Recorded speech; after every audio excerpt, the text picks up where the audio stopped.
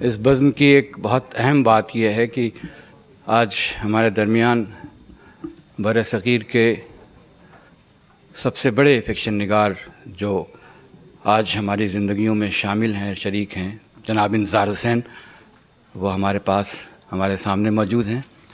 ہم ان کا استقبال کرتے ہیں۔ شمیم حنفی صاحب اور چودھری محمد نعیم صاحب، انیش اشفاق صاحب آج ہمارے سامعین میں شامل ہیں۔ یہ اس بزم کی خوش قسمتی ہے۔ پروفیسر وحاج الدین علوی، جہاں تک میں دیکھ پا رہا ہوں، ان تمام دانشوروں کی اور تمام اہل فکر و نظر کی موجودگی ہماری اس بزم کو اور زیادہ باوقار کرے گی۔ آج ہم جس موضوع پر گفتگو کر رہے ہیں وہ ہے اردو موجودہ عصری منظرنامے میں، عصری ادبی منظرنامے میں اردو۔ آج کی دنیا، جسے ہم پوسٹ کلونیل دنیا کہتے ہیں، جس میں اقتدار، لسانی اقتدار اور سیاسی اقتدار، ثقافتی اقتدار، اس کی صورتیں بدل رہی ہیں۔ جو لوگ کبھی فور گراؤنڈڈ تھے، حاوی تھے، غالب تھے، اب ان کی پسپائی کے سامان بھی، آثار بھی نظر آنے لگے ہیں۔ اور وہ لوگ جو ثقافتی اعتبار سے، لسانی اعتبار سے کم نظر آنے والے تھے اور جو حاشیوں پر تھے، وہ اب اوپر اٹھ رہے ہیں۔ ساری دنیا میں یہ ہو رہا ہے۔ اس میں زبان، جو پچھلے 200-300 برسوں میں جو زبان حاوی رہی ہے، آج بھی ساری دنیا میں انگریزی کا تسلط ہے، بازار پر اور گھروں میں، ذہنوں میں، زندگیوں میں۔ اس کے مقابلے میں جو دوسری، ہم اپنے تیسری دنیا کے تناظر میں دیکھیں تو ساری زبانیں جو ہمیں عزیز ہیں اور ہماری اظہار کا ذریعہ ہیں، وہ سب نابردآزمہ ہیں، متصادم ہیں انگریزی کے تسلط سے۔ اور زبانوں کے حوالے سے ہی ان کی ثقافتیں، ان کی تہذیبیں، ان کے لوگ، ان کی زندگیاں، وہ سب بھی اسی کشمکش میں سے دوچار ہیں۔ ابھار پیدا ہو رہے ہیں، نئے نئے ثقافتی سیاسی دباؤ پیدا ہو رہے ہیں۔ ان دباؤں سے کچھ پرانے زخم ابھر رہے ہیں، کچھ مندمل ہو رہے ہیں، کچھ نئے پیدا ہو رہے ہیں، کچھ نئی گویائیاں پیدا ہو رہی ہیں، کچھ نئی سماعتیں پیدا ہو رہی ہیں۔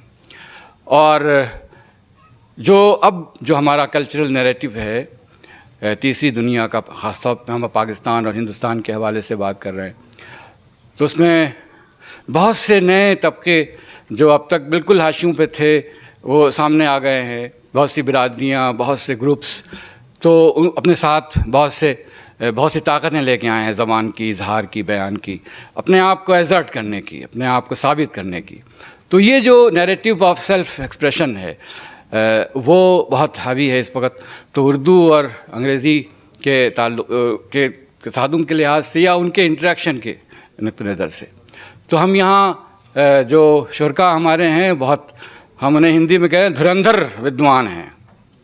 تو اپنے موضوع کے لحاظ سے پروفیسر قاضی افضال حسین علی گڑھ مسلم یونیورسٹی میں سے وابستہ رہے ہیں، شاید ابھی، اور وہاں پر شعبہ اردو کے صدر بھی رہے ہیں۔ انہوں نے، ان کا جو کام ہے میر کے اوپر اور لسانیات کے اوپر، جدید جو فلسفہ لسان ہے اور جو پوسٹ ماڈرن تھیری ہے، اس کے سلسلے میں جو فیمنزم پہ جو ان کا کام ہے، وہ ہم سب جانتے ہیں، ہم نے روشنی حاصل کی ہے۔ جناب آصف فرخی ہمارے بر صغیر کے ممتاز ترین افسانہ نگاروں میں شامل ہیں، اور کئی مجموعے صفات ہیں وہ، اور ان کے بارے میں صرف اتنا کہا جا سکتا ہے کہ پاکستان کی جو دانش ہے اور پاکستان کی جو تخلیقی صلاحیت ہے اور پاکستان کی جو ثقافتی قوت ہے اور پاکستان میں اقدار کے احساس کا جو اگر اس کو طے کر دیا جائے اظہار کا، تو آصف فرخی کی شکل میں ظاہر ہوگا۔ رسالہ دنیا ذات کے مدیر ہیں، جو بہت اہم ادبی رسالہ ہے بر صغیر کا.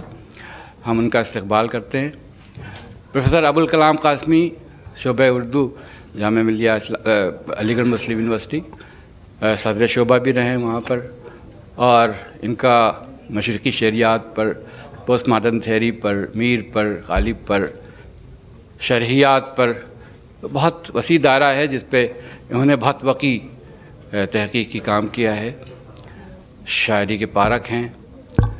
ستیہ آنند، پروفیسر ستیہ آنند امریکہ میں پچھلے 50 برسوں میں جو ہندوستان کی جو دانش ہے، جس نے مغربی دانش کے سے ہم آمیز ہو کے ایک نئی صورت نکالی ہے اور اس میں اپنے نئے ڈائمینشنز پیدا کیے ہیں، اس میں پروفیسر ستیہ آنند کا بہت نمایاں حیثیت ہے ان کی.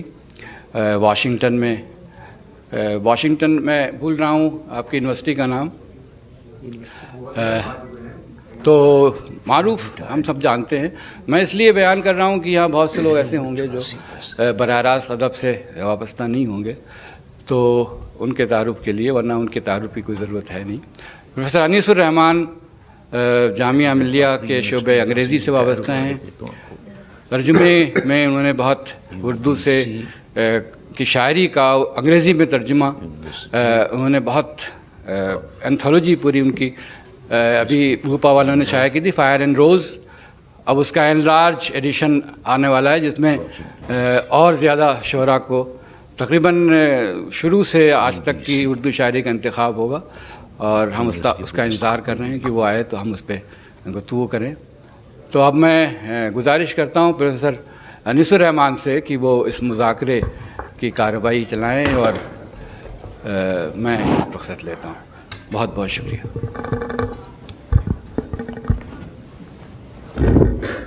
شکریہ فرحت احساس صاحب.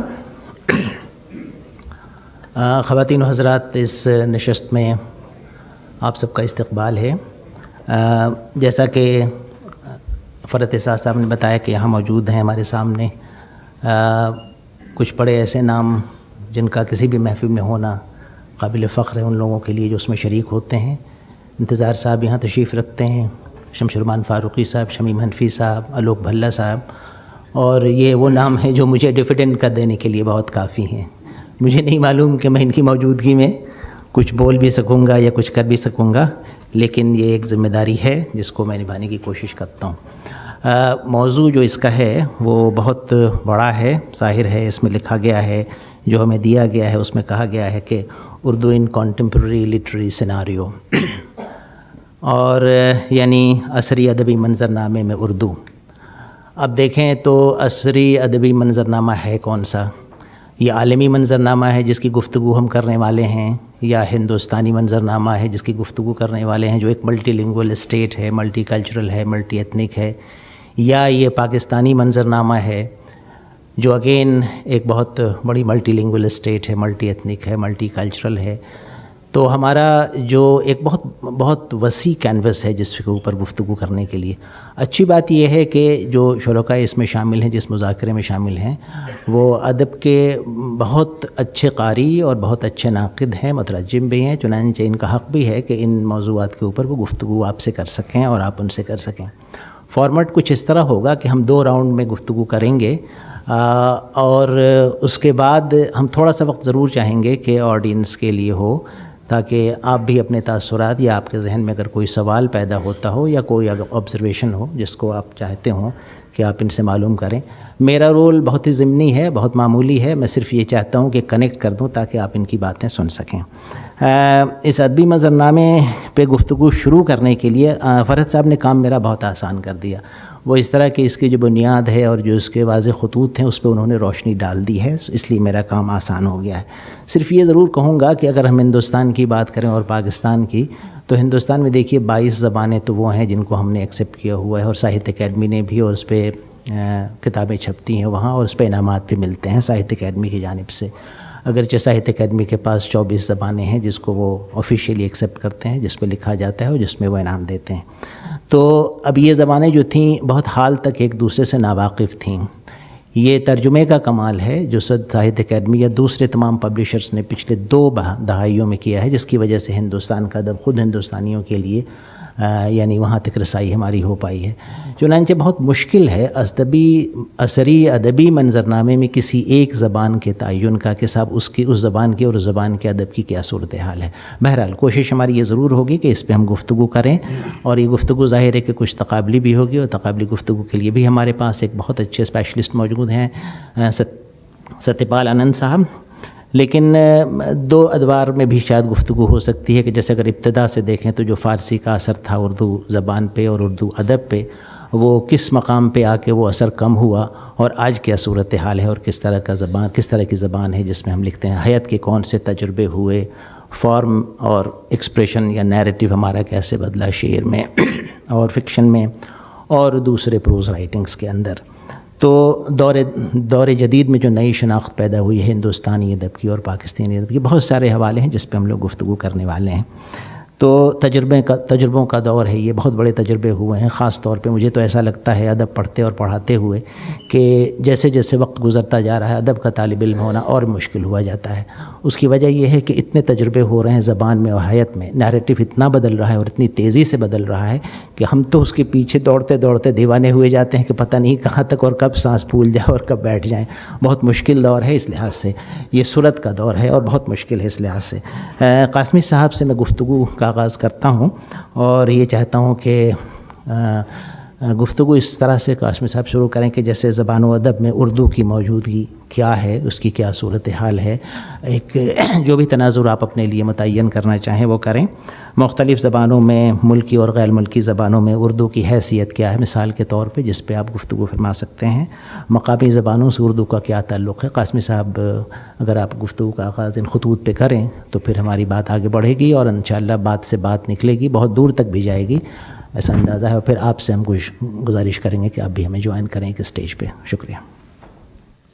انیس صاحب، اردو پر گفتگو کے لیے کوئی بھی گفتگو ماضی سے کاٹ کے اردو ادب کے بارے میں نہیں کی جا سکتی، اور جب ہم اردو کو ماضی سے جوڑ کے دیکھنے کی کوشش کرتے ہیں تو ہمیں پہلے یہ معلوم ہونا چاہیے کہ پچھلی 2-3 صدیوں میں اردو زبان و ادب کے ارتقاء کی کیا صورت رہی ہے۔ زبان پہ گفتگو قدر بعد میں ہوگی، ادب کے سلسلے میں، اور فارسی کا بھی ذکر کیا آپ نے، اور یہ بات بھی بڑی اہم ہے کہ اردو نے فارسی سے اور عربی سے واضح طور پر چھٹکارا کب حاصل کیا، یا اس کے اثرات کب کم ہونا شروع ہوئے، تو ہمیں صاف نظر آتا ہے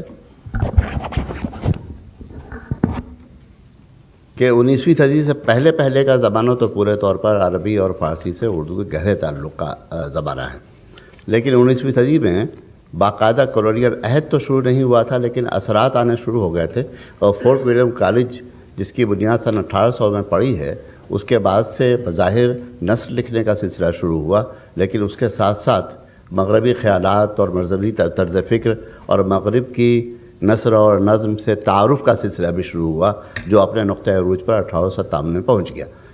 اب اس زمانے کے حوالے سے جب ہم گفتگو کرتے ہیں تو کالونیل اثرات کے بارے میں گفتگو کرتے ہیں، میں اس تفصیل میں نہیں جانا چاہوں گا، لیکن یہ ضرور بتانا چاہوں گا کہ اس سے پہلے اور اس کے بعد جن علماء نے اردو میں لکھنے کی کوشش کی، ان میں سے زیادہ تر لوگوں کا بیک گراؤنڈ، جس کا پس منظر جو تھا، وہ عربی اور فارسی کا تھا، اور اسی لیے علماء کا لفظ میں نے استعمال کیا ہے۔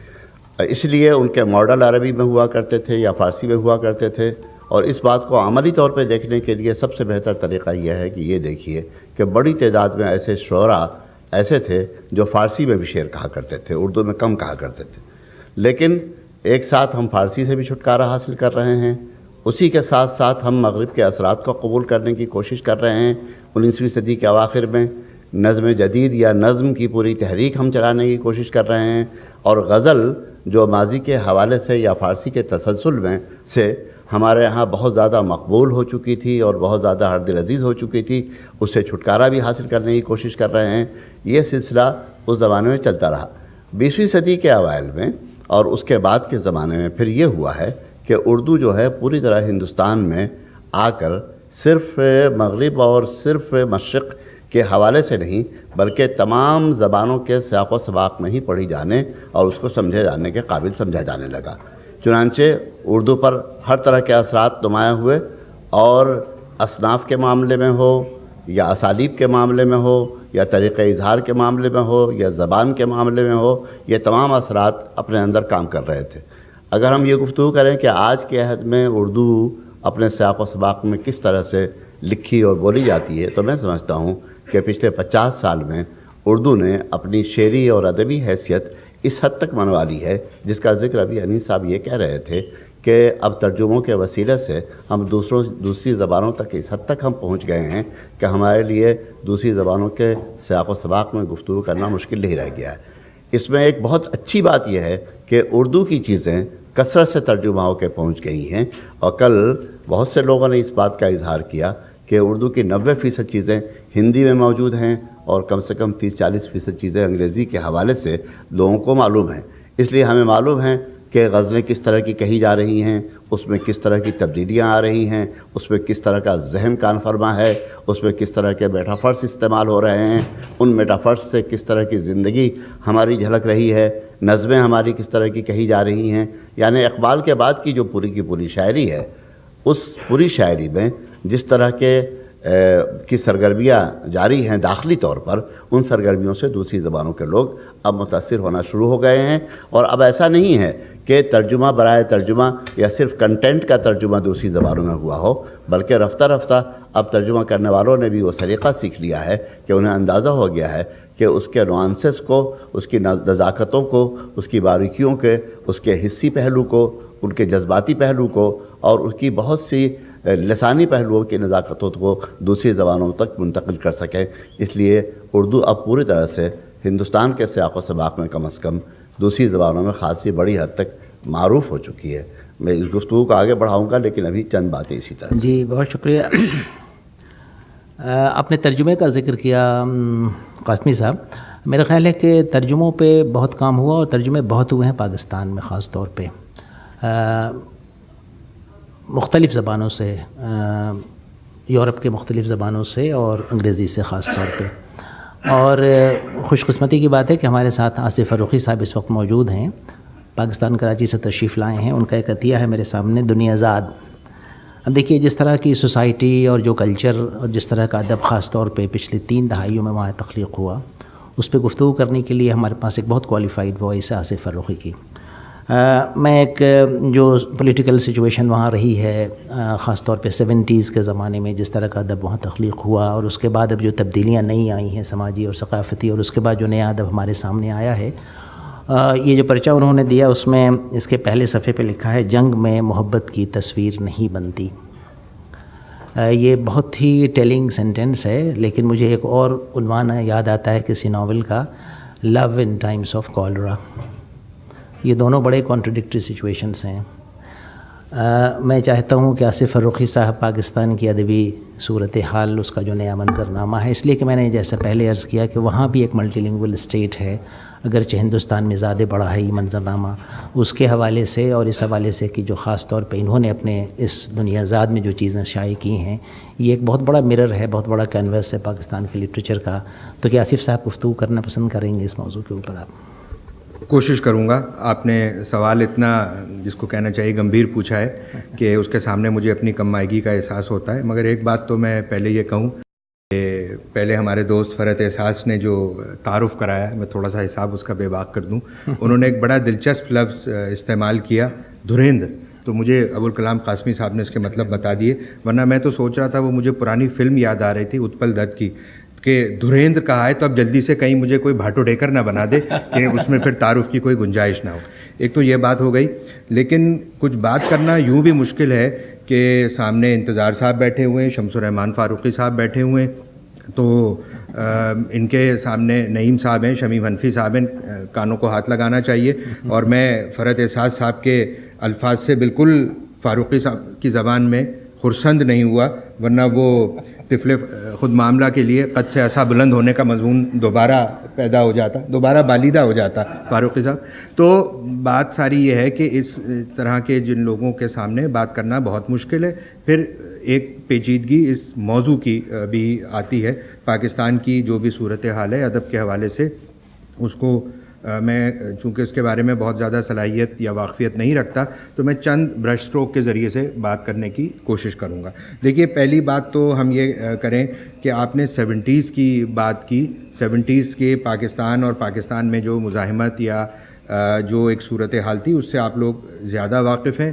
اب وہ 70s والا نہ تو ملک موجود ہے نہ وہ صورتحال موجود ہے. اب وہ صورتحال بہت بدلی ہوئی ہے اور اس بدلی ہوئی صورتحال کو دیکھنا اور سمجھنا چاہیے. اب وہ بلیک اینڈ وائٹ، وہ ڈکٹیٹرشپ اور وہ چیز نہیں ہے. اب ہم جس ملک کی بات کر رہے ہیں وہاں ہمارے سامنے جو بہت بڑی سٹرگل ہے وہ دہشت گردی سے ہے، فنڈامنٹلزم سے ہے، بڑھتے ہوئے ایک جس کے لیے میں شاید کسی اور بہتر لفظ کی موجودگی میں ریلیجوسٹی کا لفظ استعمال کروں، اور ادب کا وہ بنیادی کردار جو ڈکٹیٹرشپ کے زمانے میں تھا، وہ مزاحمت کے دور میں جس کو ہندوستان میں بہت پڑھا بھی گیا، جس پہ ذکر بھی ہوا، وہ کردار اب ہمیں نظر نہیں آتا.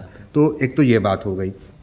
دوسری بات یہ کہ اگر ہم اصناف کی بات کریں، پاکستان میں اب بھی جو زیادہ ادب لکھا جاتا ہے وہ غزل بہت لکھی جا رہی ہے، اور غزل میں بہت سے نام سامنے آئے ہیں.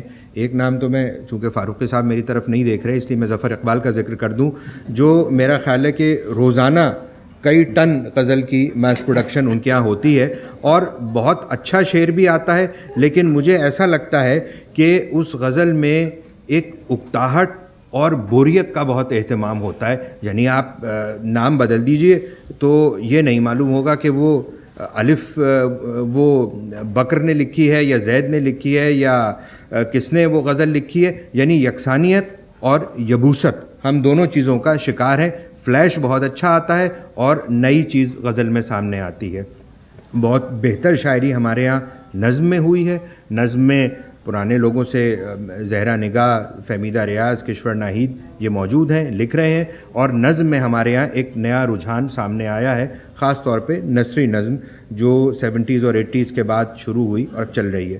تھوڑا سا ذکر میں افسانے کا بھی کرنا چاہوں گا، کیونکہ افسانے کے بارے میں بات ہمارے یہاں جو ہوتی رہی ہے وہ صاحب یہ کہ ایک ریئلسٹ افسانہ تھا، ترقی پسند افسانہ تھا. اس کے بعد علامت اور تجریدیت کا دور آ گیا کیونکہ مارشل لاء تھا اور اس میں بات کہنی مشکل تھی. تو یہ ایک طرح کی اوور سمپلیفیکیشن ہے. ایک بات اور میں کہنی چاہوں گا کہ فاروقی صاحب نے جس چیز کو افسانے کے انہدام کا نام دیا تھا، اور ظاہر ہے کہ انہدام اس وقت ہو رہا تھا، اس انہدام کے ساتھ ساتھ ایک نئی تعمیر ہو رہی تھی جس کو نقادوں نے بہت زیادہ نہیں دیکھا کیونکہ اس کا نقشہ اب سامنے آیا. یہ وہ افسانہ تھا جو اسد محمد خان نے، خالدہ حسین نے، محمد منشا یاد نے اور کچھ ایسے نام جن پر خاطر خواہ توجہ نہیں ہوئی، حسن منظر اور اکرام اللہ. اکرام اللہ کو زیادہ نہیں پڑھا گیا. اب ان کی 2 طویل کہانیوں کا ترجمہ جو عمر میمن صاحب نے کیا ہے اس کے بعد شاید ان کی طرف توجہ ہو، ان پر، ان کے موضوعات پر، ان کی ٹیکنیک پر.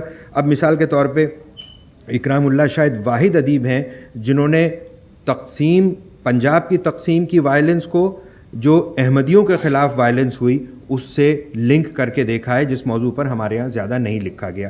تو یہ اردو افسانے میں ایک نیا رجحان جس کو کہنا چاہیے اس وقت ہے اور اس پر مزید بات ہونے کی ضرورت ہے. ایک بات میں یہ کہتا چلوں، آپ نے یہ کہا ہے کہ ترجمے ہوئے، لیکن ان چیزوں کے ترجمے اتنے نہیں ہوئے جتنے کہ ہونے چاہیے تھے اور ان کا ذکر ہونا چاہیے تھا. آپ نے جو اس رسالے کے حوالے سے ایک لائن کوٹ کی، یہ میرے دوست محمد حمید شاہد کے ایک افسانے کا عنوان ہے جو ایک نئے رجحان کو سامنے لے کر آ رہے ہیں. تنقید کا بھی میں ذکر آخر میں ڈرتے ڈرتے کر دوں. تنقید میں ہمارے یہاں ایک بہت بڑا رجحان تو یہ ہے کہ نوآبادیاتی تناظر سے ہٹ کر ہم چیزوں کو دیکھ رہے ہیں، چیزوں کے بارے میں سوال کر رہے ہیں. اور میں یہاں ایک بات یہ کہہ دوں کہ اگر آپ مجھ سے یہ پوچھیں کہ صاحب ساختیات، رد ساختیات وغیرہ وغیرہ میں کیا ہو رہا ہے، جو مجھ سے کل کچھ نوجوان دوستوں نے پوچھا، تو بحمداللہ اس کے بارے میں نہ کچھ جانتا ہوں، نہ جاننے کے لیے بہت زیادہ بے چین ہوں، کیونکہ مجھے ایسا لگتا ہے کہ وہ ایک میکینیکل سی چیز میں اب بدل گیا ہے. کس نے کس کی نقالی کی، کس نے کس سے سرقہ کیا، اور اس میں جو ایک ادب کے، میرا خیال ہے نعیم صاحب نے تو اس بات کو طے ہی کر دیا، لیکن اس چیز میں جو ایک جدید ادب، معاصر ادب کے ساتھ ایک توانا تعلق ہونا چاہیے تھا وہ نہیں بن سکا. آخری بات میں یہ کہنا چاہوں گا کہ اردو ادب میں جو ایک بہت بڑی تبدیلی ہے، دیکھیے پاکستان میں اردو بہت سے لوگوں کی مادری زبان نہیں ہے. مگر وہ جو ایک اردو میں لہجہ لے کر آ رہے ہیں، وہ لوگ جن کی مثلا نون میم دانش، جن کی پہلی پہچان سندھی اور بلوچی کے حوالے سے، ان کی کچھ نظمیں فاروقی صاحب نے چھاپی، انہوں نے بلیک ایکسپیرینس کے بارے میں لکھا کیونکہ وہ اپنی نسل کے حساب سے مختلف ہیں، یا جو لوگ جن کی مادری زبان پنجابی یا سندھی یا کشمیری ہے، ان کے ذریعے سے اردو میں ایک نیا ذائقہ، ایک نیا رجحان آیا ہے جو وقت کے ساتھ ساتھ نکھر رہا ہے. اس کو دیکھنے اور سمجھنے کی ضرورت ہے.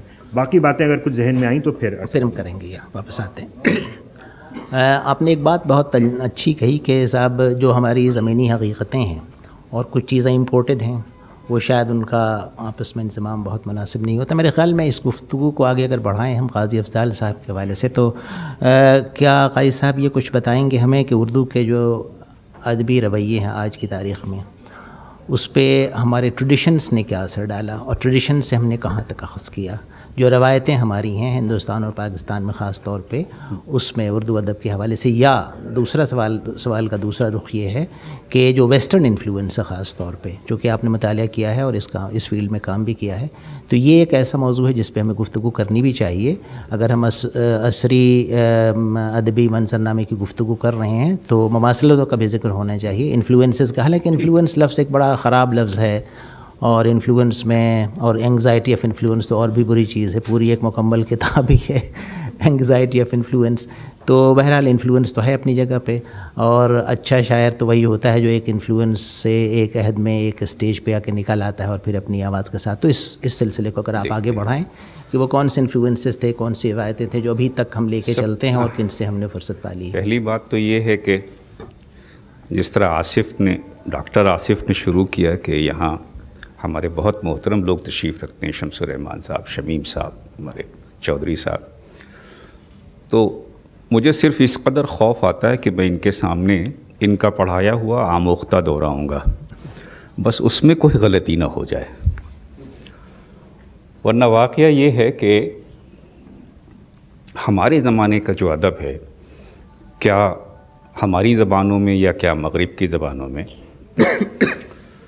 اس کو دو مختلف حوالوں سے سمجھنا چاہیے. خود مغرب میں کیا ہو رہا ہے اور خود مغرب جو نہیں مغرب ہے، نان ویسٹ ہے، اس میں کیا ہو رہا، اور یہ دو بالکل مختلف طرح کے مسائل کھڑے ہو گئے. مغرب کا مسئلہ یہ ہے کہ ہماری اکانومی نے، بلکہ اکانومک اسٹریٹجیز نے ساری دنیا کو، جیسا کہ عام طور سے مشہور ہے، ایک گاؤں میں یا گلوبل ولیج میں تبدیل کر لیا. لیکن اس سے معاش کا فائدہ چاہے جتنا ہو، معاشرت کو اس سے نقصان پہنچتا ہے. اور جو پہلی اینگزائٹی ہے غالباً خود ویسٹ میں لکھنے والوں یا ویسٹ کی زبانوں میں لکھنے والوں میں، وہ یہی ہے کہ اس طرح سے رفتہ رفتہ ان کی اپنی پہچان مدھم ہوتی جا رہی ہے.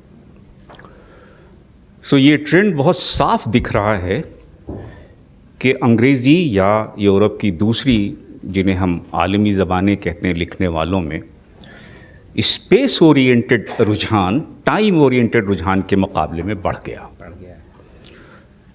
افریقہ کے وہ لوگ جو امریکہ میں رہ رہے ہیں، وہ لوگ جو فرانس میں رہ رہے ہیں، اور وہ لوگ جو خود افریقہ میں رہ رہے ہیں، ان کا اصرار اس پر بڑھتا جا رہا ہے کہ ادب جو کچھ بھی ہوگا، جیسا بھی ہوگا، وہ ہمارا ہوگا.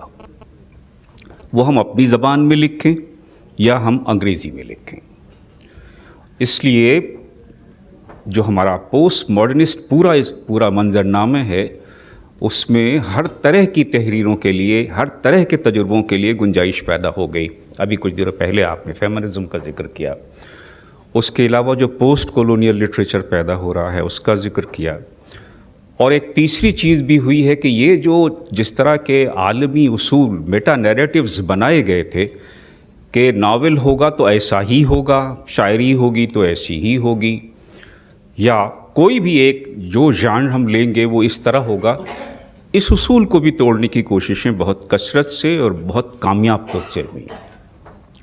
تو اب اس پوری بحث کو دو حصوں میں دیکھنا چاہیے، اور میری نیت یہ ہے کہ اگر آپ مجھے پھر موقع دیں گے تو پھر میں اپنی ورناکولر یعنی ان زبانوں کے بارے میں گفتگو کروں گا. مختصراً میں یہ عرض کرنا چاہتا ہوں یورپ کے متعلق کہ تھامس پنچن نے، جان بارٹ نے رینبوز گریویٹی وی، ان ناولوں میں ناول کے بنیادی اصولوں سے انحراف کر لیا۔ اب ناول پڑھتے ہوئے آپ صرف یہ نہیں کہہ سکتے کہ آپ ناول پڑھ رہے ہیں، ان کی جگہ اس طرح کے ناول لکھے جا رہے ہیں جن کی حیثیت، مضمون، کولاج، جو بھی آپ جتنے رپورٹر آپ کے پاس قوت ہے اتنے اظہار کی، آپ اسے صرف ناول کے عنوان کے تحت لکھنا شروع کرتے ہیں اور پھر لکھتے رہتے ہیں۔ ناول کبھی بھی ویسے مختصر وغیرہ نہیں ہوئے، لیکن ان لوگوں نے تو یہ کیا ہے کہ وہ ناول ہی اب باقاعدہ کسی ایک صنف کی حدود میں قائم نہیں رہتا، ان لوگوں نے اسے توڑ دیا۔ اور جن لوگوں نے کیا ہے، میں نے آپ سے اس میں سے بعض کا ذکر کیا، بعض اور لوگ بھی ہیں، مثلاً انٹرپریٹرز میں سولیسو انکا نے جس طرح سے شیکسپیئر کو استعمال کیا ہے اپنی سچویشنز کے لیے، وہ خود ایک بہت بڑا کارنامہ سمجھا ناول چاہے بہت اچھا نہ ہو، یہ بالکل الگ مسئلہ ہے، لیکن انٹرپریٹرز اس اعتبار سے ایک اہم ناول ہوگا۔ ایک دوسری چیز بھی شروع ہوئی ہے غالباً لٹریچر کی طرف، میں کہہ نہیں سکتا ہوں کہ سیکنڈ ورلڈ وار کے بعد سے جس طرح ہمارا ادب مزاحمتی یا مدافعتی ہوتا جا رہا تھا، کچھ اس سے نکلنے کی کوششیں بھی دکھ رہی ہیں، اور اب ناول کو بہت سنجیدہ بنانے کے مقابلے میں قدرے پاپولر ناول لکھنے کی بھی کوشش کی جا رہی ہے، اور خوب کی جا رہی ہے۔ آپ سب نے پڑھا ہے اور آپ کے لیے کوئی تعجب کی بات نہیں ہے، کیچ 22۔ اور یہ کہ کوئی بہت سنجیدہ مسئلہ ہے ہمارے سامنے جس سے ہم الجھ رہے ہیں یا جس سے نکلنے کے لیے ہم یہ کرنا چاہتے ہیں، اس کی جگہ ایک قدرے پلے فل ڈی وینسی کوڈ، آپ کے زمانے میں لکھے جانے والے پاپولر ناولز، بلکہ اب تو ریوائیول، کل یہاں اس پر گفتگو ہوئی ہے، جاسوسی ادب۔ ہمارے شمس الرحمان صاحب نے 4 جاسوسی ناولوں کا انگریزی ترجمہ کیا ہے، اس لیے کہ بقول انہی کہ آج کل ان کی مانگ بہت بڑی ہوئی ہے۔ اس کے معنی یہ ہوئے کہ ایک تو جیسے کہنا چاہیے اپنی identity, space oriented identity, African novel, American novel, French novel, Indian novel, وہ کسی زبان میں لکھے جا رہے ہوں، اب ان کا ایک ڈیفائنڈ اسپیس ہے جس میں وہ اس کو لکھنا چاہتے ہیں۔ Gender oriented novel, gender oriented کہنا بالکل غالباً ٹھیک نہیں ہے، لیکن اب یہ تو بالکل ہے کہ بہرحال آدمی کی ایک ہی آئیڈینٹی نہیں ہے، اس کی جو ایک جینڈر آئیڈینٹی ہے، کیا وہ بھی کوئی موضوع ہے کسی صنف کا یا نہیں؟ اور اس پر بہت ظاہر ہے کہ جتنا کام ہو گیا، اور آپ نے تو مجھے یاد ہے نہیں صاحب کنفیشنل پوئٹری پر ایک باقاعدہ مضمون لکھا تھا، اور یہ جتنی کنفیشنل جینڈر کنفیشنز ہیں وہ بہت حیرت انگیز ہیں اور بہت کمال کے ہیں، اس میں کوئی شبہ نہیں۔ بعض مرتبہ تو اتنے ڈیرنگ ہے کہ خوف معلوم ہوتا ہے۔ Fear of flying, I think you remember it. اور تیسری بات یہ ہے کہ ہم نے جس طرح سے عام لٹریچر کو، پاپولر لٹریچر کو باقاعدہ ایک اہم سیریس لٹریچر کے برابر کھڑا کر لیا۔ میں اپنا ذکر ذرا کم کر رہا ہوں، میں ذکر کر رہا ہوں اس وقت یورپ کا، موقع ملا تو میں اپنے یہاں کا بھی ذکر کروں گا آپ سے۔ ان چیزوں نے اس کی ایک ایسی شناخت بنائی ہے جس کے لیے کوئی آپ میٹا نیریٹو نہیں بنا سکتے۔ اب یہ مغرب کا ادب ایسا ہے، یہ کہنا، یہ سوال اتنا مشکل ہو گیا ہے کہ اس کا جواب اب 1 گھنٹے میں ہو نہیں سکتا۔ اس طرح کی ڈائیورسٹی ہے، غالباً یہ پہلی انگزائٹی ہے جس کا، انگزائٹی کا پہلا اظہار ہے کہ اب اس میں کسی طرح کے کسی میٹا نیریٹو کی کوئی سینکٹیٹی باقی نہیں ہے۔ بقیہ باتیں میں ابھی تھوڑی دیر میں عرض کرتا ہوں۔ ہم واپس آتے ہیں آپ کی طرف۔ جیسا میں نے کہا تھا کہ موضوع اتنا بڑا ہے کہ اس پہ گفتگو ظاہر ہے کہ 1 گھنٹے میں نہیں ہوگی، لیکن باتیں بہت سی آ رہی ہیں اور بہت اچھی آ رہی ہیں، بات سے بات نکلتی جا رہی ہے۔ ایک بہت اہم موضوع کی طرف آپ نے اشارہ کیا، اور اس کے لیے ستیہ پال آنند صاحب بہت موضوع آدمی گفتگو کرنے کے لیے، اس لیے کہ انہوں نے انگریزی ادب پڑھایا ہے اور کمپیریٹیو لٹریچر کے پروفیسر رہے ہیں، US میں، UK میں، کینیڈا میں، سعودی عربیہ میں، بہت لمبا کریئر ہے۔ اور میں چاہتا ہوں کہ ستیہ پال آنند صاحب آپ یہ ہمیں اور سامعین کو یہ بتائیں کہ کمپیریٹیولی اگر ہم دیکھیں جو ہماری صورتحال ہے اس وقت لٹریچر کی دنیا میں، اور اس میں اردو کا مقام، اس لیے کہ آپ نے اردو میں بھی، پنجابی میں بھی اور ہندی میں بھی آپ ملٹی لنگول رائٹر ہیں، تو کمپیریٹیولی آپ کو کیا نظر آتا ہے کہ کس صورت اور کس سمت میں ہم جا رہے ہیں، اور کیا واضح نقوش ہیں ہمارے ادب کے جو آج لکھا جا رہا ہے؟ اس لیے کہ ظاہر ہے کہ سب جگہ کلچرل ویریشنس ہیں اور لنگوسٹک ویریشنس ہیں، جغرافیکل ویریشنس ہیں، لیکن باوجود اس کے کچھ مماثلتیں بھی ہیں۔ کمپیریٹیو لٹریچر کے اسٹوڈنٹ ہونے کی حیثیت سے، اس کے ٹیچر اور اس کے عالم ہونے کی حیثیت سے کچھ تھوڑی سی بات اگر آپ اس پہ گفتگو کریں تو شاید ہمارے لیے بہت مفید ہو۔ میں اگر کچھ باتیں ایسی کروں جس سے آپ کو حیرت آمیز خوشی نہ ہو بلکہ حیرت آمیز اداسی ہو تو مجھے معاف کر دیجیے گا. میں 55 کے لگ بھگ پہلی بار لندن پہنچا. ابھی برٹش اوپن یونیورسٹی کا آغاز نہیں ہوا تھا اور میرا کام تھا کہ میں کریکولم پلاننگ اور کورس ڈیزائننگ ESL کے لیے نصاب سازی English as a second language کے لیے اس کی تربیت لوں اور پھر انڈیا جا کر اپنے یونیورسٹی میں اس کی تربیت دوں. اور میں نے جب پرانی ڈکشنریاں اٹھا کر دیکھی پہلی بار، ہر سال ڈکشنری کا نیا ایڈیشن چھپتا ہے، آکسفورڈ کالجیٹ یا کیمبرج کالجیٹ یونیورسٹیوں کا ہر سال نیا ایڈیشن چھپتا ہے، تو اردو کے سامنے زبان لفظ اس وقت تک نہیں تھا. بنگالی، چینی، جاپانی، ہندوستانی یا ہندی، پرتگیزی، ہر ایک زبان کسی ایک ملک سے تعلق رکھتی ہے اور اس تعلق کی بنا پر اسے پہچانا جاتا ہے کہ فلاں علاقے کی زبان ہے. اس لیے عام آدمی کو اس بات کا احساس نہیں تھا کہ اردو کس علاقے کی زبان ہے، اور کالج کے اسٹوڈنٹس کو بھی علم نہیں تھا.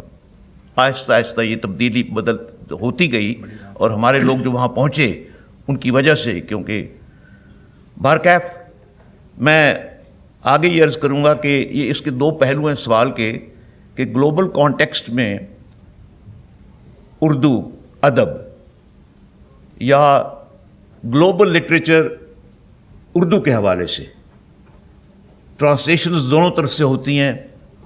اردو ناولوں کے ترجمے ہوئے ہیں، اردو شاعری کے ترجمے ہوئے ہیں، خاص طور پر جب سینٹنری سیلیبریشنز غالب کی ہوئیں، یونیسکو سے روپے ملے، اقبال کی ٹرانسلیشنز ہوئیں، فیض کی ٹرانسلیشنز ہوئیں، اب منٹو کی ٹرانسلیشنز ہوئیں.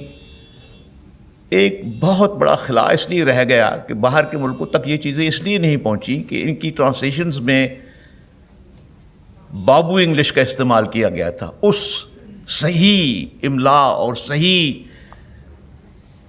جملہ سازی کا استعمال کیا گیا تھا جسے ہم کمپنی بہادر نے ہمیں سکھایا تھا پہلی بار کلرکوں کو کہ آپ نے یہ زبان لکھنی ہے. ہمارے بزرگ انتظار حسین صاحب کا ناول جب شارٹ لسٹ تو اس کی ٹرانسلیشن بہت اچھی تھی، لیکن اس کے علاوہ کچھ تعلق میرا بھی رہا ہے ان سے. جتنے ناولوں کے ترجمے ہوئے وہ بہت ناقص تھے. غالب صدی تقریبات کے سلسلے میں سب سے نازک، سب سے ناقص، نقائص سے بھرے ہوئے ترجمے کیے گئے. بہرکیف اس وقت پوزیشن یہ ہے کہ اردو کی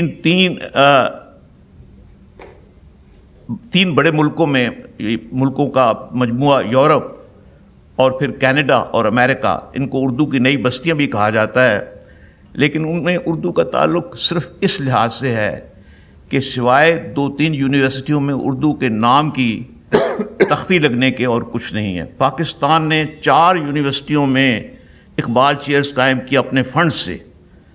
3 خالی پڑی ہیں اس وقت، اور ایک ہائیڈلبرگ میں جس میں اقبال پڑھتے رہے تھے. اس یونیورسٹی میں جن صاحب کو تعینات کیا گیا ہے ان کی PhD اقبال پر ضرور ہے، لیکن اقبال اور خوشحال خان خٹک کے کمپیریٹیو لٹریچر، کمپیریٹیو تقابلی موازنے پر ہے. زیادہ کام نہیں ہوا وہاں اردو کا. ہائیڈلبرگ میں. ترکی میں چونکہ خلیل توقار پاکستان کے داماد بھی ہیں کہ ان کی بیوی پاکستانی ہے، ان کی وجہ سے اردو کا محکمہ قائم ہوا، اور وہاں اردو کی طالبات اور طلباء 3 کریڈٹ کے کورسز کرتی ہیں، اور ابھی اردو بولنا انہیں نہیں آتی، لیکن بہرکیف وہ سمجھ لیتی ہیں سنتے ہوئے، اور کبھی کبھی لکھ بھی لیتی ہیں. میں گیا ہوں ان کی کریکولم پلاننگ میں بھی میں نے انہیں امداد دی ہے.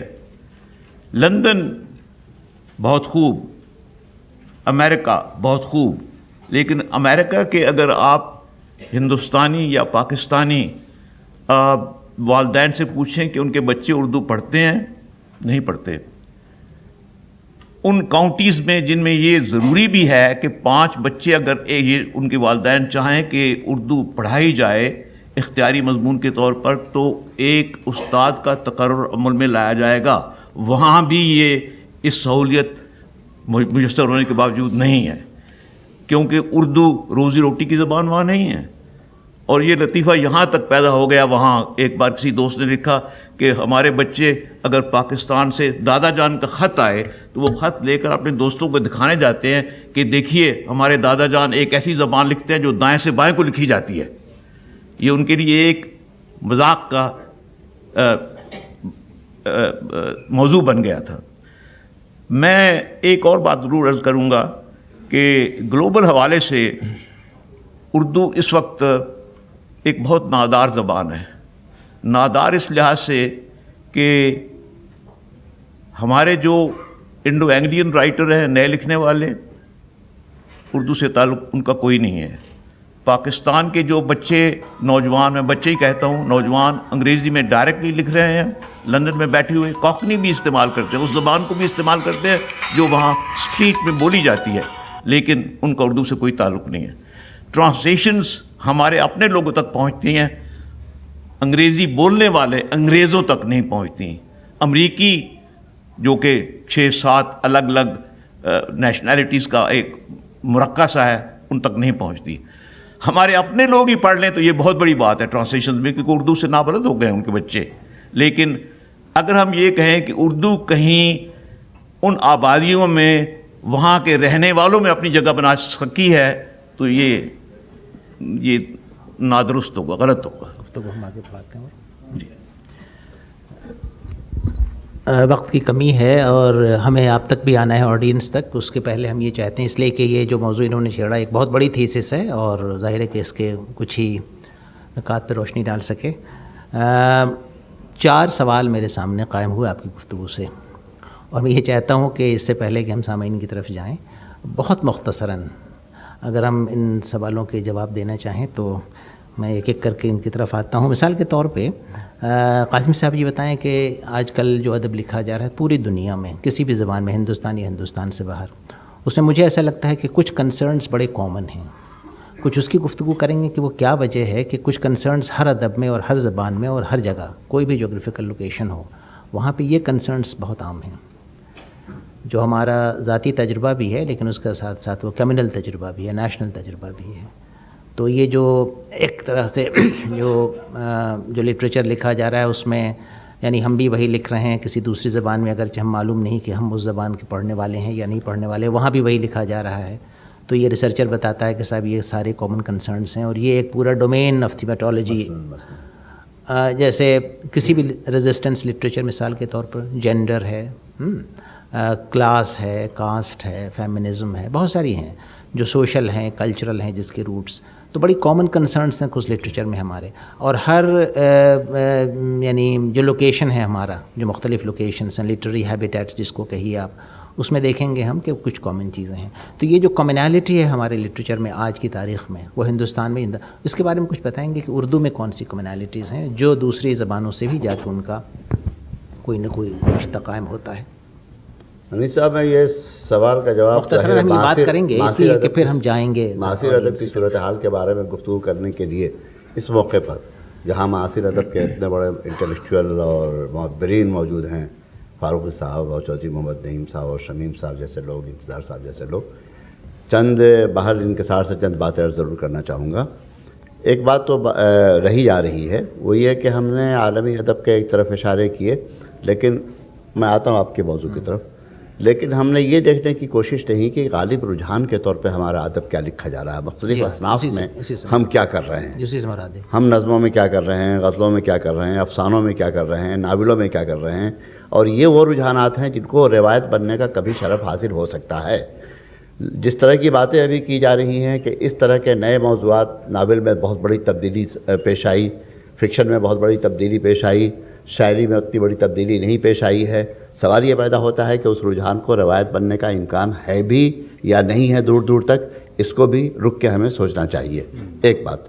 دوسری بات جو کامن کنسرن کی بات ہے، میں سمجھتا ہوں اور تمام لوگ سمجھتے ہیں، یا آڈینس بہت بالغ نظر لوگ ہیں، وہ یہ کہ اس پوسٹ ماڈرن ایج میں جس طریقے سے مرکزیت کا فقدان ہوا ہے، میں زیادہ تفصیل میں نہیں جانا چاہتا، مرکزیت کا فقدان ہوا ہے، اس کے نتیجے میں بہت سی چھوٹی چھوٹی اکائیاں ہمارے ہاں نمودار ہوئی ہیں، دنیا میں بھی نمودار ہوئی ہیں، جس میں جنڈر کا مسئلہ بہت نمودار ہوا ہے، چھوٹی چھوٹی اکائیوں کا مسئلہ نمودار ہوا ہے، کلر کا مسئلہ یا بلیکس کے ادب کا مسئلہ بہت نمودار ہوا ہے، احتجاج اور انقلاب اور بے اطمینانی کا مسئلہ نمودار ہوا ہے، دہشت گردی کا مسئلہ بہت نمودار ہوا ہے.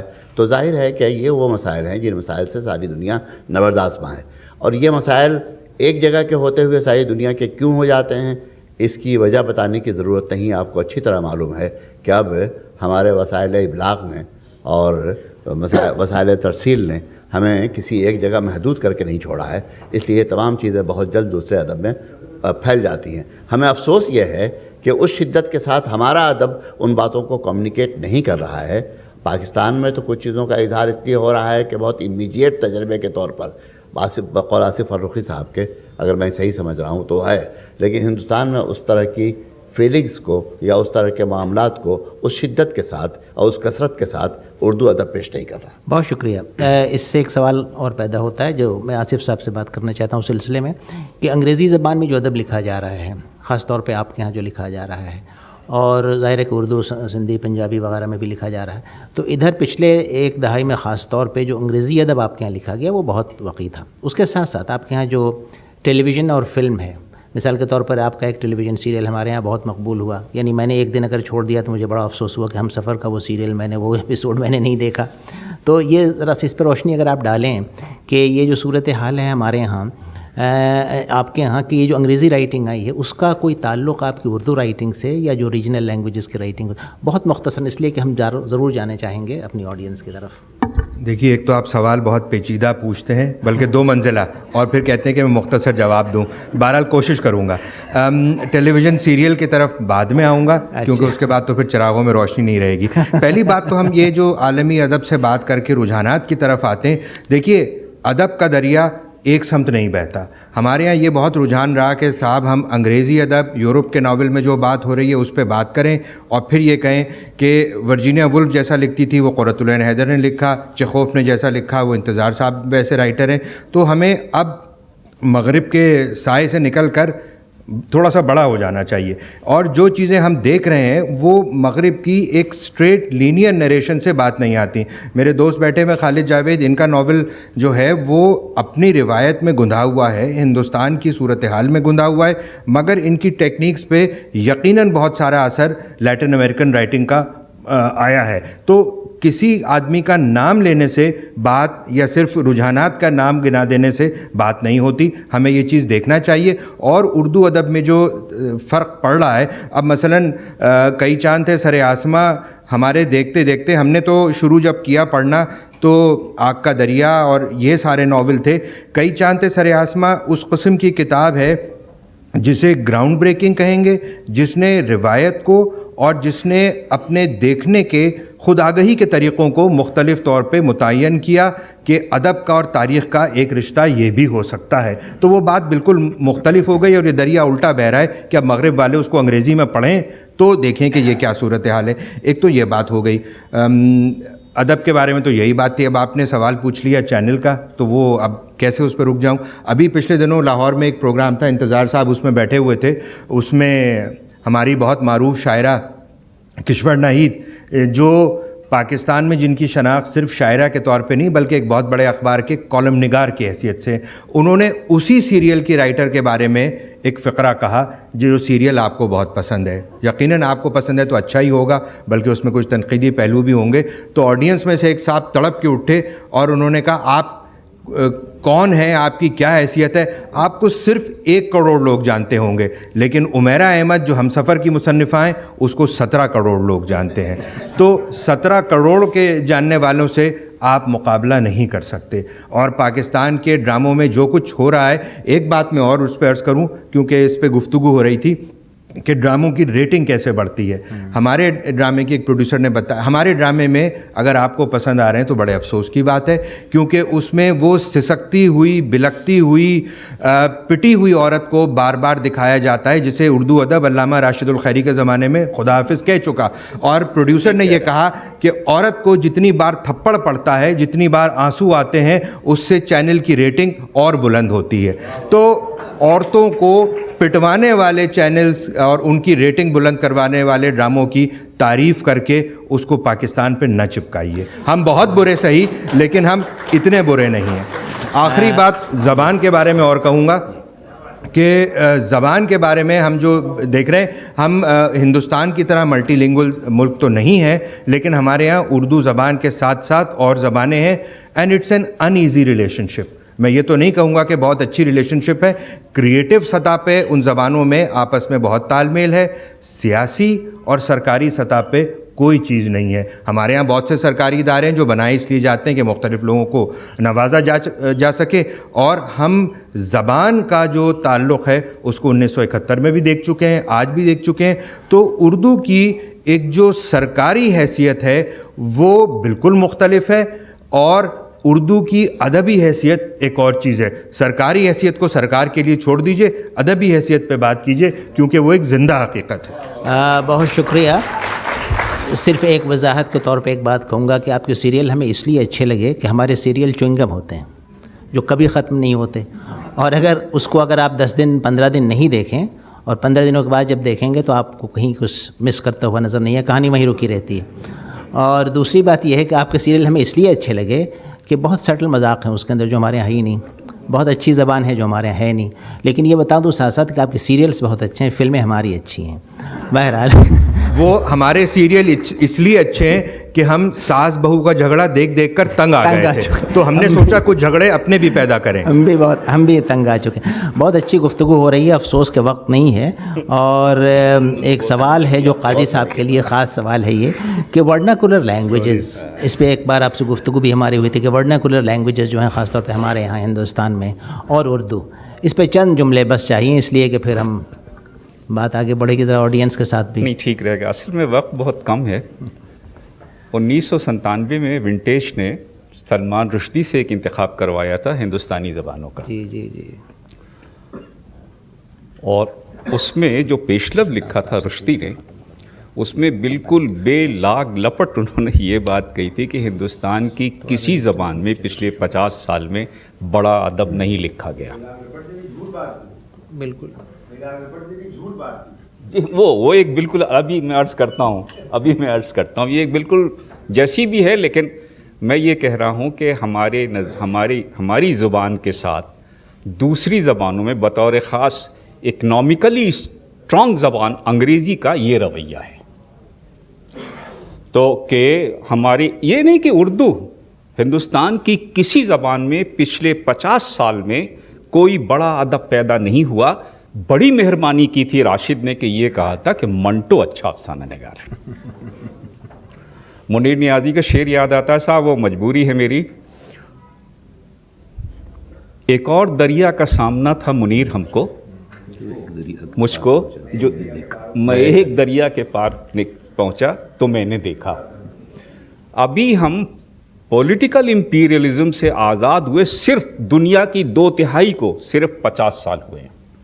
50 ایٹ دا موسٹ 60 جو آپ کی آزادی کا زمانہ ہے, اتنا زمانہ گزرا ہے ابھی ہم کو اس امپیریلزم سے آزاد ہوئے.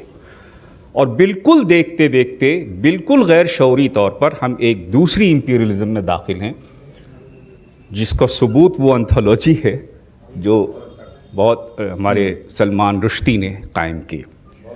لیکن بات وہی ہے ڈاکٹر صاحب کہ ادب وہ چیز نہیں ہے جیسا آپ کہتے ہیں کہ جتنی قیمت اس کی مل جائے اتنا ہی اچھا ہو جائے گا. وہ سیریل نہیں ہے, وہ ادب ہے.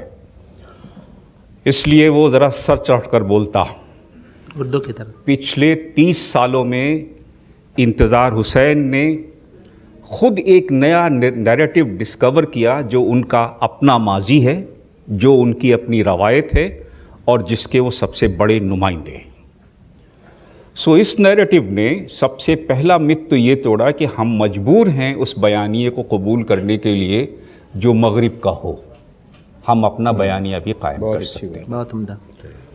اور اب تو میں دیکھتا ہوں کہ یہ جیسے کہنا چاہیے ایک وبا کی طرح پھیل گیا. اور وہ وبا کیوں, اب تو اس کے سب سے بڑے شکار خود سلمان رشدی ہیں. سلمان صاحب نے اس سے پہلے Haroun and sea of stories میں, اور ابھی پری ریویو آیا ہے ان کی طلسم ہوش ربا کی انگریزی کہانیوں کا جو اب بنا رہے ہیں, جس میں وہ یہ کہتے ہیں کہ انہوں نے طلسم ہوش ربا کو نئی طرح لکھا ہے. سو یہ ہے جو جس ادب کے بارے میں ابھی آپ کچھ دنوں پہلے یہ فرما رہے تھے کہ یہاں کچھ نہیں ہوا، اب آپ وہ ادب مارکیٹ کر رہے ہیں ویسٹ میں. اس لیے میں بہت اعتماد سے یہ بات کہتا ہوں کہ ہندوستانی زبانوں میں جتنا اچھا، جتنا عمدہ کریٹیو کام ہوا ہے، خود اس کی مثال دوسری زبانوں میں شاید نہ ملے. بہت عمدہ، یعنی یہ صرف اردو کا معاملہ نہیں ہے. دیکھیں یہ صرف یہاں اردو میں بھی ہوا اور اردو میں بھی بہت اچھا کام ہوا. ابھی اس کا ذکر ہو رہا تھا وزیر خانم کا، یعنی کئی چاند تھے سر آسماں کا. دیکھیں یہ بھی اپنے ماضی کو یا اپنی تاریخ کو ڈسکور کرنے کا بہت کریٹیو طریقہ، اور اس کو ہم نے استعمال کیا ہے. اور صرف یہ نہیں کہ صرف یہی کیا ہے، بلکہ ہمارے ہاں مجھے یہ لگتا ہے کہ ہماری کہانیوں میں اب اس کا رواج قدرے زیادہ ہو بھی گیا. کانفیڈنس کا لیول ہمارے یہ ہے، ہماری زبان میں کانفیڈنس کا لیول یہ، جیسا کہ ابھی آصف نے کہا کہ خالد جاوید ایک ایسا نیریٹو لکھ رہے ہیں جس کو لیٹن امریکن نیریٹو کے قریب تر کہا جا سکتا ہے. آزادی یعنی توڑنے کا، نیریٹیوز کو مختلف طریقے سے یوز کرنے کا کریٹیولی کئی مثالیں ہمارے ہیں. میں یہ نہیں کہتا کہ دھنی بخش کے بیٹے ریوائیو نہیں ہونا چاہیے، مگر میں اس کے ساتھ ہی غلام باغ کو بھی چھپا ہوا دیکھتا ہوں. اور میں محسوس کرتا ہوں کہ صرف یہ نہیں ہوا ہے کہ ہم نے منشی پریم چند کے یا کسی قدیم ادیب کے یا کسی ایسے شخص کے نیریٹو کو یا اس کے تخلیقی طریقہ کار کو دہرایا ہے، بلکہ ہم نے اپنا تخلیقی طریقہ کار اخذ کیا ہے اس نیریٹو سے جو ہمارا ماضی تھا. اور ہم سمجھتے ہیں کہ غالباً، جیسا میں نے آپ سے پہلے شروع میں طرز کیا تھا، کہ اس میں اس بات کو بھی دخل ہونا چاہیے، بلکہ ہے ہماری اس انگزائٹی کا کہ ہم اپنی لسانی، اپنی شخصی اور اپنی جو شرف ہیں ہمارے انسان ہونے کے، کہیں ہم ان سے محروم نہ ہوں. بہت شکریہ. فرد صاحب 5 منٹ کا وقت چاہیے آپ سے. بہت شکریہ. ایک بات مجھے یہ اندازہ ہوتا ہے کہ یہ جو لٹریچر آج کل جس کو پوسٹ کلونیل لٹریچر کہا جاتا ہے، اس میں اگر دیکھیں تو ایک لیول ہے جو چسپاں ہوگا اور زیادہ تر لٹریچر پہ، وہ ہے ریزسٹنس لٹریچر. مجھے لگتا ہے کہ جس لٹریچر کو ہاتھ لگائیے جو پچھلے 40-50 سالوں میں لکھا گیا، خاص طور پہ جس کو پوسٹ کلونیل لٹریچر کہتے ہیں، اس پہ یہ لیول فٹ ہو جاتا ہے، ریزسٹنس لٹریچر. اس سلسلے سے چونکہ آپ نے کمپیریٹیو لٹریچر پڑھا ہے اور انگلش اور اردو اور ہندی اور پنجابی، یہ تمام چیزیں ہیں، تو میرے خیال میں آپ سے چند جملے ہم ضرور سننا چاہیں گے. اس کے بعد ہم آپ کی طرف آتے ہیں. میں صرف یہ عرض کرنا چاہوں گا ریزسٹنس کہ کمپیریٹیو لٹریچر یورپ کی زبانوں میں بھی ڈسپلن آف اسٹڈی کے طور پر پہلے نہیں پڑھایا جاتا تھا. آج سے 20 برس پہلے تک انڈر گریجویٹ لیول پر تو بالکل ہی نہیں تھا. سب سے بڑی زبان یورپ یا ساری دنیا کی اس وقت انگریزی ہے. دوسرے نمبر پر ہسپینک ہے، اسپینش ہے جو کہ جنوبی امریکہ کے سارے ملکوں کی زبان ہے. تیسرے نمبر پر فرانسیسی ہے، اور چوتھے نمبر پر بولنے والوں میں اطالوی ہے، اور پھر جرمن ہے. یہ تناسب اس سے ہے جس تناسب سے یہ لوگ زبان بولتے ہیں. انگریزی میں اس بات کے باوجود کہ یورپ کی ساری سینسیبلٹی اور ہسٹری ایک ہی ہے، یہ ممکن بھی نہیں تھا کسی زمانے میں کہ انگریزی پڑھنے والا طالب علم ایک اختیاری مضمون کے طور پر فرانسیسی کے علاوہ کوئی اور زبان پڑھتا. فرانسیسی فیشن کی زبان تھی، اس لیے ضروری نہیں تھا. اردو کے لیے وہاں جگہ بنانا بہت مشکل تھا. لیکن کمپیریٹیو لٹریچر کے وہی انڈر گریجویٹ لیول پر 3 یا 6 کریڈٹ کے 3+3+3 9 کریڈٹ کے کورسز پر کچھ حصص، کیونکہ وہاں جو ٹیچر ہیں وہ خود اپنا نصاب سازی اپنی خود کرتے ہیں، ہم نے کوشش کی کہ ٹرانسلیٹڈ ٹیکسٹس، چھوٹی کہانیوں کے، مختصر کہانیوں کے، ناول تو ممکن نہیں تھا، یا ان نظموں کے جو کہ امینیبل ہیں، انگریزی والوں کو سمجھ میں آ سکتی ہیں. غزل ٹرانسلیٹیبل نہیں تھی کیونکہ یہ بھی ممکن نہیں تھا کہ آپ معشوق کا جینڈر سمجھا سکیں ان لوگوں کو کہ یہ کیوں ہے. لیکن نتیجہ یہ ہوا کہ آہستہ آہستہ 4-5 یونیورسٹیوں نے یہ شروع کر دیا، اور کچھ سامنے آئے لوگ جنہوں نے پڑھانا شروع کیا.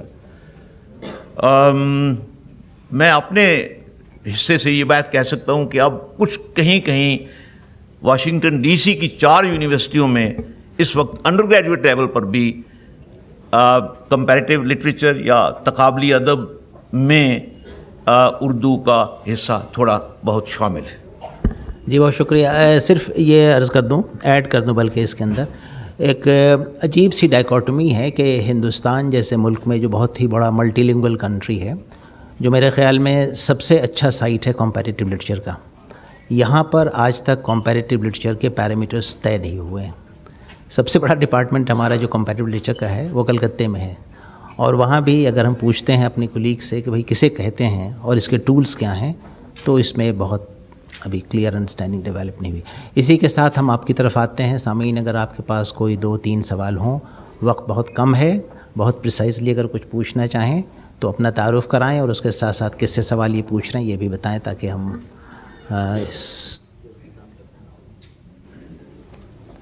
Any questions, doubts, observations? Yes please.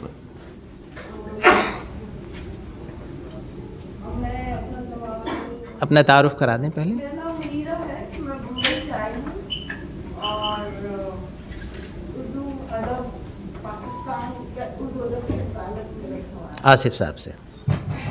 جی یہ تیر میری طرف چلا ہے. جی جیسا آپ نے بتایا، جیسے ساری گفتگو سے مجھے سمجھ میں آیا کہ پاکستان میں جو ادب لکھا گیا پچھلے 50-60 سال میں، اس میں موضوعات کا تنوع بہت زیادہ ہے، ڈائیورسٹی اور ورائٹی آف ٹاپکس، اور شدت. ابھی کسی نے کہا کہ شدت ہے، جو شدت ہمارے ادب میں مسنگ ہے ہندوستان کے اردو ادب میں. تو کیا اس کی وجہ سیاسی بحران جس سے پاکستان گزرتا رہا، جہاں سیاسی تختہ الٹ پلٹ کئی بار ہوا، یا سارے بحران جس سے پاکستان گزرا، کیا اس سے بحران سے یا محرومی کہیں اس سے ادب فروغ پاتا ہے، جیسے جلاب اتنی میں لکھا گیا ادب؟ شکریہ. آپ کا سوال میں نے سنا، اور دیکھیے یہ تو بات آپ نے کہی کہ اگر پاکستان میں موضوعات کی فراوانی ہے اور موضوعات بہت لکھے گئے تو موضوعات پہ بہت کام ہوا ہے، تو اس کی وجہ یہ ہے کہ ہم جن تجربات سے گزرے ہیں، جنگ، تباہی، دہشت گردی، سیوک انریسٹ، بریک ڈاؤن، یہ ساری چیزیں ہیں. لیکن ظاہر ہے کہ ان تمام چیزوں پر اتنا نہیں لکھا جاتا، یا اتنا نہیں لکھا گیا، اتنا نہیں لکھا جا سکتا جتنا آپ لیٹن امریکن یا افریقی ادب جس کا حوالہ قاضی صاحب نے دیا. ایک بات تو یہ ہے. لیکن اس ادب کو صرف حالات کا ریئیکشن اگر ہم سمجھیں تو اس کا مطلب ہے کہ ہم امیجنیٹو جو فیکلٹیز ہیں ہمارے رائٹرز کی، ہم ان کو ڈینائی کر رہے ہیں کہ صاحب حالات ایسے تھے. حالات کے ریئیکشن میں تو اخبار پیدا ہوتا ہے. میں ایک صرف حوالہ دوں گا، انتظار حسین صاحب کا ناول ہے بستی. بستی کا ابھی امریکہ میں ایک ایڈیشن چھپا جس پہ کچھ مجھ سے لکھنے کے لیے کہا گیا. تو جب میں لکھ رہا تھا تو وہ جو ایڈیٹر صاحب تھے انہوں نے مجھ سے کہا کہ یہ بتائیے who are Shias and why are they under attack in Pakistan and what happened in 1971. تو میں بڑا چکرایا. میں نے کہا کہ اگر تمہیں یہ نہیں پتا کہ یہ کیا ہے اور 71 میں کیا ہوا تھا تو آخر اس ناول میں تمہیں پسند کیا ہے؟ اس نے کہا کہ I don't care about your history, مگر اس ناول میں ایک ایسی تکلیف، ایک پیچیدگی، ایک گہرائی ہے جو مجھے بہت اچھی لگی. اب وہ تمام ہسٹری اور پاکستان کی جو سوشیو پولیٹیکل ریالٹی ہے اس سے قطع نظر اگر کوئی چیز ہے تو لٹریچر اپنی انہیرنٹ ریالٹی کی وجہ سے اچھا ہوتا ہے، اس وجہ سے نہیں کہ ملک میں کیا بحران برپائے. انیس صاحب، میں جناب شمس الرحمان فاروقی صاحب کا بھی استقبال کرتا ہوں کہ آج کی اس بزم کی رونق بڑھائی، انہوں نے اس کو پروقار بنایا. بہت اچھی گفتگو ہوئی اور بہت بامانی گفتگو ہوئی، اور ہم نے جو سوچا تھا اس میں اور بھی نئے پہلو ظاہر ہوئے. ابھی صرف ایک بات میں عرض کرنا چاہتا ہوں کہ ہم نے بہت سے جو اسپیسیفک دائرے بنے ہیں، خصوصی دائرے جن کے پوسٹ کلانسٹ ڈسکورس میں جو باتیں جنڈر کی اور فیمنزم کی اور ریزسٹنس کی اور یہ ساری چیزیں، بلکہ ابھی جو گفتگو ہوئی پاکستان کے سیاسی حالات کے حوالے سے، وہاں پر جو شدتیں وغیرہ، تو اس میں ایک بہت عجیب بات یہ بھی ہے کہ زندگی سے براہ راست جو انٹریکشن ہو رہا ہے آدمی کا، ہم اپنے ہندوستانی تناظر میں کہہ سکتے ہیں کہ وہ جو شدتیں غیر سیاسی شدتیں ہیں جن کا نام کوئی نہیں ہے ابھی، جن کو آپ ڈیفائن نہیں کر سکتے، تو وہ جو پریشر پوائنٹس آپ کے وجود کے اندر اور اپنے زمانے اور اپنے معاشرے کے اندر سے جو ٹکراؤ اذیتیں پیدا ہو رہی ہیں، ٹکراؤ پیدا ہو رہے ہیں، وہ ابھی اتنے انڈیفائنڈ ہیں کہ ان کو آپ کسی ایک دائرے میں رکھ نہیں سکتے. تو یہ ساری چیزیں بحثیں جو ہمیں خاص طور پہ تنقید میں ملی ہیں کہ کچھ پوائنٹس ہیں، کچھ عنوانات ہیں جن کے تحت ہم آسانی سے گفتگو کر لیتے ہیں، لیکن میں سمجھتا ہوں کہ ابھی خالد جاوید جیسے ناول میں جو کچھ کر رہے ہیں یا دوسرے لوگ کر رہے ہیں، نوجوان آ رہے ہیں، تو ان کے یہاں بہت سے ایسے تجربے ہیں جن کو ہم کسی خانے میں نہیں رکھ سکتے. ابھی بہت انڈیفائنڈ، بہت امارفس، بہت بے شکل تجربے ہیں وہ. ان کے بارے میں ہم آئندہ بھی یہ گفتگو کر سکتے ہیں. لیکن بہت بہت شکریہ تمام شرکاء کا، پروفیسر قاضی افضال، آصف فاروقی، پروفیسر ابوالکلام قاسمی، پروفیسر ستیہ پال آنند اور پروفیسر انیس الرحمان. بہت بہت شکریہ آپ تمام حضرات کی شرکت میں. سر چڑھ کے بولتا ہے اردو زباں کا جادو، ہندوستان کی مٹی کے آسماں کا جادو، ہندوستان کا جادو، اردو زباں کا جادو، ہندوستان کا جادو، سارے جہاں کا جادو.